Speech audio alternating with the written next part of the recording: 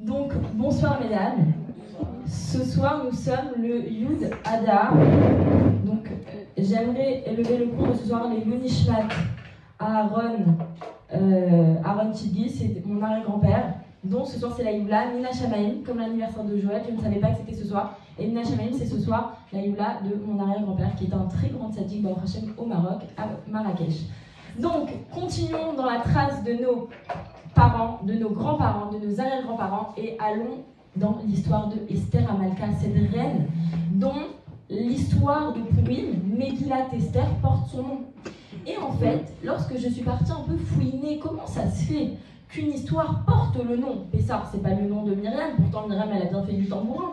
Il y a eu pas mal d'histoires où des femmes ont été, on va dire, le rôle principal, mais pourtant ici ce soir, on a la Megillat Esther. Et je ne suis pas allée très loin, parce que dans la Gemara Megillah, où on nous raconte l'histoire de Purim, en fait, on voit un passage très intéressant, où on sait très bien que nous, au Hachem les Juifs, lorsqu'on a voulu nous exterminer, on a gagné. Lorsqu'on a gagné, on a dit allez, on s'attable, on mange, on rigole, et c'est bon, on fait des bons repas.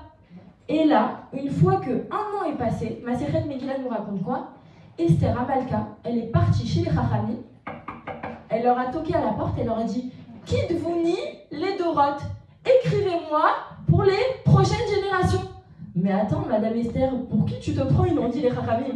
C'est pas la première fois qu'on a voulu nous exterminer, c'est pas la première fois qu'on a un très beau personnage principal, mais pourquoi toi, Madame Esther, quel message de si particulier tu as à nous raconter?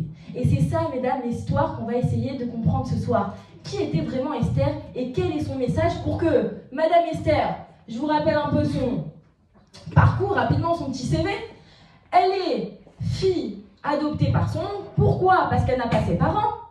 Elle se retrouve, bon gré mal gré, dans le palais du roi. Et maintenant, elle vient voir à la fin de son histoire. Donc, au début, c'est une fille qui dit « Moi, même pas en rêve, je veux aller chez le roi. Les bains d'huile, les bains de parfum, les Yves Saint Laurent, les Chloé, elle a dit c'est pour les autres. Moi, je reste chez mon oncle. Moi, c'est pas ça. Moi, je suis une fille de maison, comme on dirait. » Et là, Mordechai Yehoudi lui a dit « Qui te dit que c'est pas pour ça que tu es venue sur terre, ma chère? Qui te dit que c'est pas pour ça que Hachem il t'a mis sur terre, qu'il t'a créé dans ce monde? Pourquoi ?» Et là, à ce moment-là, elle va avoir une réflexion.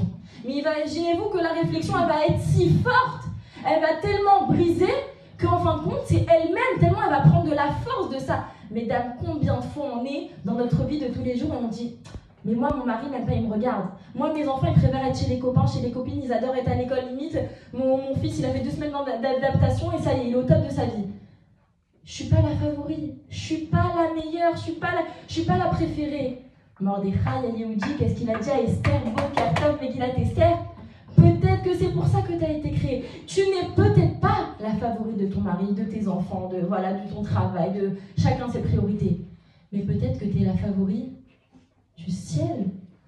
Peut-être que là, en fait, Hachem, il t'a donné ce travail parce que tu as un rôle important dans ce travail. Peut-être qu'Akadosh Baruch Hu, il t'a mis à Marseille parce que tu as un job à faire à Marseille et qu'Akadosh Baruch Hu, il t'a donné ta beauté, ton intelligence, ton charisme pour faire quelque chose ici dans ta vie. Que toi, tu penses qu'on t'a mis partout sauf à la bonne place. Partout. On aurait pu me mettre en Thaïlande, j'aurais été mieux à l'île Maurice, allez, Dubaï. C'est la mode là en ce moment, Dubaï. Pourquoi on n'a pas été mis à Dubaï? Pourquoi C'est la question d'Esther au début. C'est pourquoi moi en fait. Esther, ça vient du mot satire, pas discret, recouvert. Mais ça vient c'est aussi la discrétion. Toute la personnalité d'Esther, c'était de se cacher. Et on lui a dit, c'est pas ton tafkid, madame. Aujourd'hui, on ne te demande pas de te cacher, on te demande de te dévoiler. Tu as un travail à faire sur terre. Boker Tov. Et en fin de compte, toute la Megillah, ça va être l'histoire de femmes. Au début, on ne va pas encore voir Esther, on va voir Vashti. Vashti, alors pour vous remettre un peu dans le contexte, le roi Ahasuerus, il fait un très grand festin. Et il dit, maintenant que je vous ai montré mes belles vaisselles, maintenant que je vous ai montré mes beaux plats, maintenant que je vous ai montré ma belle tenue, je vais vous montrer ce que j'ai de plus cher. C'est quoi pour un homme ce qu'il a de plus cher? Et ne rigolez pas, c'est sa femme. Il Il a dit « Appelez-moi qu'on m'appelle Vashti ». Et Vashti, pas avec sa couronne. De là, on comprend de façon sympathique. Donc, amenez-moi Vashti. Et Vashti, qu'est-ce qu'elle va répondre? Première féministe de l'histoire, elle va dire « Quoi, moi je suis un objet? Non, moi je suis un sujet. Moi je suis pas quelque chose qu'on pose ici. » Et là, ça va faire une petite émulsion là, autour du roi Ahasuerus. Je vais vous dire « Attends, si ça arrive aux oreilles de toutes les femmes, que Madame Vashti a voulu, qui n'a pas écouté l'ordre de son mari, qui est le roi de 127 provinces, qu'est-ce qui va se passer avec nous? Toutes les femmes, elles vont décider de devenir féministes. Elles vont toutes dire « Ah non, pas du tout, moi je fais ma vie. » Et donc là, qu'est-ce qu'ils ont décidé? C'est de la pendre, de la tuer. Ok? Mais ça, c'est Vashti. Vashti, c'est quoi? C'est parce que par ma gava, je ne suis pas qu'un objet. Et enfin, pour toute l'histoire de la Megillat Esther, Esther, avec intelligence, avec pudeur, avec dignité, avec respect, avec tsniout, c'est vraiment le mot tsniout qu'on peut utiliser, elle va montrer que ce n'est pas un objet. Elle va dire « Ah, moi j'ai été choisie parce que je suis belle, parce que je suis sympathique, parce que je plais au roi. » Mais en fin de compte, c'est pas ça. Je vais vous montrer à travers toute la Megillat Esther et avec toutes les petites idées ingénieuses qui vont lui arriver dans son petit cerveau, qu'en vérité, non, non, non, mesdames, nous ne sommes pas des objets. On est toutes des reines d'Israël. On a toutes, au Hachem, un très très beau cerveau. On a toute une intelligence. On a toutes des dons. Personne ne naît vide. D'ailleurs, on voit bien, une maman, quand elle accouche, c'est qui est la plus belle merveille? C'est son enfant. On est d'accord? Tout le monde qui accouche, au Hachem, c'est la merveille du monde. On dirait qu'on n'avait jamais vu ça de notre vie. Ça veut dire qu'on a un potentiel, on est d'accord, c'est que Akadosh Baruch Hu nous a dotés de merveilleuses choses. Donc Esther, ça va être, prends tout ce que tu as, emmagasine, intériorise, pas seulement je parle pour parler, j'intériorise, j'essaye de comprendre, je travaille mes midotes, je travaille tout ce que j'ai à l'intérieur de moi, et je monte un stratagème qui tourne la tête aux autres. Et à ce moment-là, j'ai accompli mon tafkid, et pas un petit tafkid qui peut passer dans une génération et ça y est, on n'en parle plus. Non, Kidvouni les Doroth. Quand Esther Amalka, il y a 2500 ans, elle parlait de ça, elle parle à toi, madame de 2025.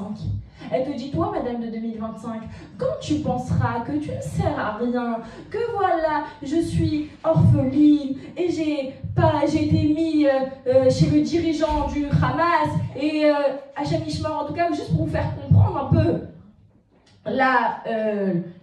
l'idée, pour un peu vous mettre dans le contexte, à ce moment-là, en 2025, tu as les forces, tu as les corottes de changer le sens de ta vie.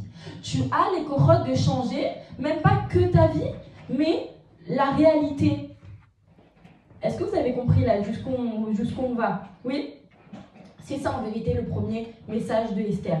C'est déjà de l'humilité au leadership. Comment arriver d'une personnalité qui était tellement cachée, qui était tellement discrète, à quelque chose de très fort. Maintenant, la fête de Purim. A priori, lorsqu'on voit la fête de Purim, c'est assez spécial, ça ressemble un peu vaguement à un carnaval. Le moment où il y a tous les invités qui viennent, qui nous ramènent chacun son Mishloach Manot. Après, il y a le Mishté, la grande mitzvah, c'est de servir du vin jusqu'à qu'on ne comprenne, qu'on fasse pas la différence entre Mordechai et Aman. Et on nous dit quoi? Que Purim, que Kippour, c'est Kepurim. Parce que Kippour, on l'appelle aussi Yom HaKippourim. Donc c'est quoi Yom HaKippourim? C'est comme Purim. Vous imaginez la force du jour de Purim, la force de l'histoire de Esther. C'est pas seulement moi maintenant j'arrive avec mon bagage à Purim. Non, non, non, non, non. C'est pas seulement je vais déguiser mes enfants, l'un en coccinelle et l'autre en Kohen Gadol et l'autre en Torah. Non. J'arrive le jour de Purim encore plus que Yom Kippour. Parce que cette force-là de Tfilot, cette force-là d'énergie positive qui est le jour de Kippour, et bien là, il passe par la tristesse, par le jeûne, par des moments de, entre guillemets, on se rabaisse, mais par la tristesse. Et bien là, pour Purim, toute cette force de prière, toute cette force de connexion avec Hachem, il passe par la joie. Donc le jour de Purim, je vous invite toutes à venir. Et lorsqu'on va ouvrir la Megillah, vous savez, on l'ouvre entièrement. Alors qu'un Sefer Torah, normalement, on ouvre seulement la partie qu'on va lire. Et bien là, à Purim, on va ouvrir entièrement la Megillah, qui est un symbole de Esther Amalka, qui nous dit en vérité, maintenant, ma chère fille, à toi de continuer l'histoire de Purim.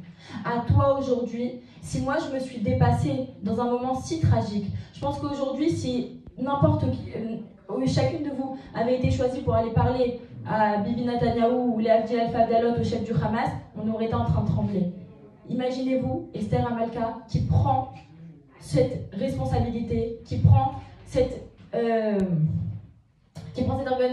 responsabilité et qui prend sur elle d'être une reine d'Israël, celle qui va changer le tournant. Donc à nous aussi, on sait qu'une petite goutte, comme Rabbi Akiva qui avait vu ce petit message-là, où il voyait une goutte d'eau qui tombait, et qui avait fait un trou dans la roche.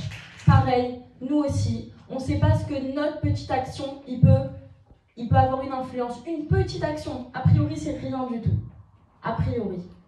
Parce qu'une petite action, un joli regard sur mon enfant, combien la plante, elle peut grandir. Un petit mot à mon mari, un petit mot à la voisine. Peut-être qu'aujourd'hui, et c'est sûr qu'aujourd'hui, je suis le messager d'Hachem, et vous toutes, vous êtes des messagers d'Hachem, que personne ne pense que ici je parle pour moi. On est tous des messagers d'Hachem à travers la parole qu'on donne à notre prochain, à nos enfants, à chaque personne qui nous entoure. On est des représentants divins sur terre. Et on doit prendre cette couronne, on doit prendre ce rôle-là avec le plus grand sérieux. Et sans aucune gava, comme Esther Amalka. Il faut arriver au niveau de Esther Amalka, comprendre qu'on n'est rien, on n'est personne. Dieu, la Shrina, elle est partie de ce monde, on est dans un Olam. Olam, ça vient de Elem. Elem, c'est voilé. Pourtant, Akadosh Baruch Hu, il est toujours là. Mais on est tous un peu comme des orphelins. Parce que tous, on nous dit fais Torah, fais Torah Mitzvot. T'inquiète pas, Akadosh Baruch Hu, il est là. Mais en fait, tu vois quelque chose toi aujourd'hui? Tu vois quelque chose aujourd'hui en 2025? Ah, j'ai montré ça à Tzedaka, ça y est, ma maison, elle est construite là, au bout de la rue. Non, c'est pas ça qui se passe. Et pourtant, on te dit chaque petite mitzvah, elle est en train de créer ce petit fossé-là qui Bezrat Hashem amènera la Géoula.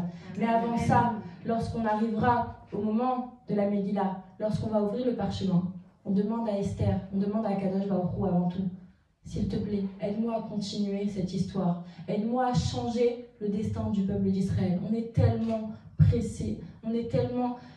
Voilà, comme de l'huile, on essaye de nous ressortir le meilleur de notre huile. Mais Akadosh Baruch Hu, tel le mois d'Adar, fait qu'on puisse accomplir Torah Mitzvot dans la joie, pas comme à Kippour, mais comme vraiment comme Purim. Et une petite histoire pour vous montrer, en fait, c'était une très jolie histoire que j'ai écoutée cette semaine. Il y a la mère d'un soldat, le premier soldat qui est tombé pendant la guerre. C'était pas cette guerre, c'était la guerre de Tukeitan. Elle a perdu son fils il s'appelait Dvir, et elle n'a pas réussi à se relever. Mais c'est une très très belle histoire. Elle n'a pas réussi à se relever, à peine elle a vu les messagers de Tzahal venir, qu'elle a compris le message et elle n'a pas voulu ouvrir la porte, et c'était très difficile pour elle. Et voilà que quelques semaines passent, et sa fille, elle n'en pouvait plus de voir sa mère comme ça, elle lui a dit « Maman, ça y est, avec tes mouchoirs, avec tes larmes, avec tout, je te prends, je t'emmène voir un spectacle. » Elle emmène sa mère. Mais juste quelques jours avant, la mère, elle avait parlé à Hachem, voilà, avec des paroles. On ne sait pas comment on peut parler à Kadosh Baruch Hu, mais voilà, parfois avec des paroles, avec une danse, avec ce qui nous connecte, c'est ça, c'est le bon chemin. Ne croyez pas qu'il faut faire 3 minutes par jour et voilà, je suis la grande Tzadékette. Non, la façon dont je sens que je me connecte à Hachem, allumer une bougie, écouter de la musique, ce qu'on a envie, c'est le bon choix, c'est le bon kivoun. En tout cas, voilà que cette dame, elle était très très peinée. Et elle parle à Hachem, elle dit Hachem, s'il te plaît, je t'en prie, juste un dernier câlin de mon fils, un dernier câlin, s'il te plaît. Maintenant, elle dort et elle s'endort avec ses pleurs, avec ses larmes. Et elle se réveille, et là, c'est à ce moment-là que sa fille, elle la prend et elle lui dit allez, vas-y, maman, prends tes mouchoirs, on y va, ça y est, j'en peux plus te voir comme ça y est, il faut que tu te relèves. Elle l'amène à ce spectacle, et voilà que la maman, elle essaye, tant bien que mal, de au moins tenir sur sa chaise. et tient sur sa chaise, et voilà que là, il y a un petit garçon tout mignon avec ses petites péotes qui vient la voir et qui dit « Bonjour madame !» Et là, vous savez, les petits garçons là, comme ça qui aiment bien passer dans les rangs, et il devait avoir 4 ans, et il vient la voir et il dit « Bonjour, bonjour !» Et il tourne des côtes autour d'elle, je sais pas pourquoi, il commence à tourner des côtes autour d'elle, et elle est obligée de sourire, c'est un enfant, je vais pas lui raconter mes problèmes, il a d'autres choses à faire. Donc elle commence à parler avec lui « Bonjour, bonjour !» etc. Et voilà que le petit garçon lui dit « Tu sais, moi aujourd'hui je suis très content. » Elle lui dit « Ah bon, pourquoi ? Parce que j'ai eu un petit frère. » « Ah bon, un petit frère ? Comment il s'appelle ? » Dvir. Dvir, mais c'est pas un prénom commun ça. Et elle lui dit « Elle est où ta maman ?» Et de loin, la maman, donc elle voit que son fils parle à un inconnu, elle fait coucou comme ça, limite elle lui dit « Viens, viens » comme ça. Et là, du coup, la dame, elle ne peut pas s'empêcher, elle va voir cette maman avec son petit landau, avec le nouveau-né à l'intérieur. Et elle lui dit alors, c'est votre fils m'a dit que votre bébé s'appelait Dvir, etc. C'est un nom un peu pas commun, même en Israël, hein, c'est pas commun et tout ça. Et elle lui dit oui, en fait, voilà, lorsque je suis tombée enceinte, on m'a annoncé que ce bébé n'allait certainement pas tenir, il avait beaucoup de malformations, mais voilà que le jour où je rentre de mon échographie, je tombe sur la télé, on parle d'un certain soldat Dvir qui est tombé. Alors à ce moment-là, je parle à Hachem et je lui dis Hachem, si ce bébé tient, je l'appellerai au nom de ce soldat. Et là, la maman, elle n'arrive pas à se retenir. Elle commence à pleurer et elle va dans ses bras. Je dis, mais je suis la maman du soldat Dvir, mais je suis ce bébé. Et là, la maman, sans savoir, elle prend le bébé, elle lui donne dans les bras, elle lui dit, il vous doit un câlin. L'histoire, voilà, se termine comme ça, mais la maman, elle s'est sentie renouvelée d'espoir et de force pour continuer à vivre. On ne sait pas, mesdames, quelle est la parole, quelle est la bonne action, quel est le petit sourire, là où je vais me motiver à venir à cette soirée, là où je vais me motiver à aller à un cours de Torah, là où je vais me motiver à lever le téléphone et à dire à ma voisine, tu sais, il y a la mitzvah de Purim, il faut venir écouter la Megillah. Tu ne sais pas. Ce que je peux vous apprendre ce soir, c'est qu'on est toutes des messagers d'Hachem. Et pas simplement des messagers d'Hachem, mais des reines d'Israël. Donc, honorons ce titre que nous avons, sachons le porter la tête haute et le faire savoir en tout cas autour de nous. On doit toutes faire preuve de royauté, mais surtout d'être contentes de quel peuple nous faisons partie, Baruch Hashem. Donc, continuez avec cette pensée-là, et Bezrat Hashem, je suis sûre qu'on n'amènera que du positif autour de nous.